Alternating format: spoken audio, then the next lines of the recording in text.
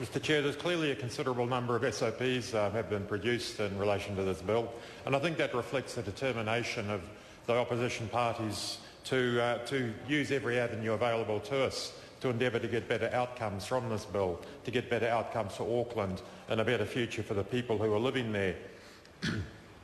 It's interesting we note that there is one SOP in the name of the Minister, a suggestion that we should override the determination of the Local Government Commission in the ward name of Tierirangi, that it should change to Howick. And it's an interesting concession by the Minister. We know there's been a very well organised and active campaign run around the Howick community and facilitated by the local paper, and good on them. They've exercised a little bit of local democracy, and clearly they've had some success in doing that. But it does beg the larger question that it's interesting the Minister is prepared to take note of a relatively small issue in the greater scheme of things, willing to override a decision of the Local Government Commission, but he's ignoring some of the more fundamental issues around democracy and transparency that are concerning so many Aucklanders, and concerning them with reason, of course. For example, the people of North Rodney put together a petition signed by many thousands of people. They presented it to the steps of this House. They have gone to the extent of endeavouring to get a local member's bill on behalf of their wish not to be part of this new conglomerate city. It's puzzling as to why the Minister should take the trouble of putting an SOP to deal with a relatively minor issue, but overlooking these much more significant issues and the many thousands of people who indeed have submitted to them. It has been gratifying in the last few days, as this debate has gone through this House, to be getting significant numbers of emails and texts and even, dare I say it, tweets from people who are observing this debate, because in my admittedly very limited experience, this is one of the better observed debates. People are actually paying attention to what is being said in this House and who is saying it. It's interesting, I printed off one quite typical example of an email we just received recently, a few hours ago this afternoon, expressing some very strong views about the proposal to establish CCOs. I won't quote from all of it because some of the language would be thrown out as being unparliamentary, and it's not my wish to offend.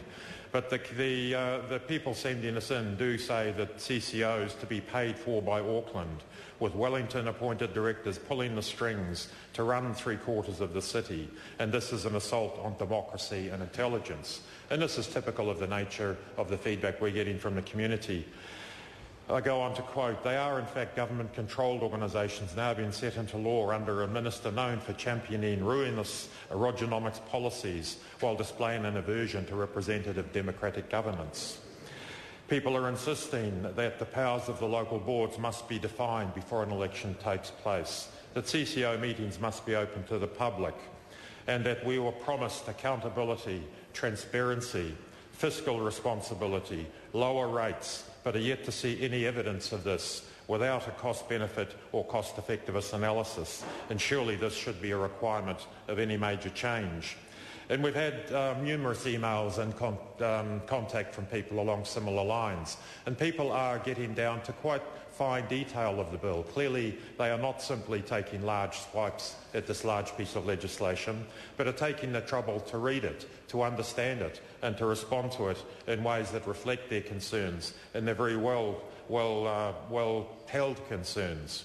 The question of accountability, and we are told, and indeed there is more language in the bill now that appears to provide for accountability. But people are not being fooled by this. It is also clear that, particularly with the CCOs, that they will be very easily able to hide behind the veil of commercial sensitivity, as has been commented on earlier today. It's interesting to note the Minister's own party's view on local government and some of the principles that clearly drive that. And clearly the Minister is acting on behalf of his government, but couldn't help but be affected by his own party policies on local government. To suggest, for example, that commercial activities are best performed by the private sector because they have more incentive to innovate and deliver better services.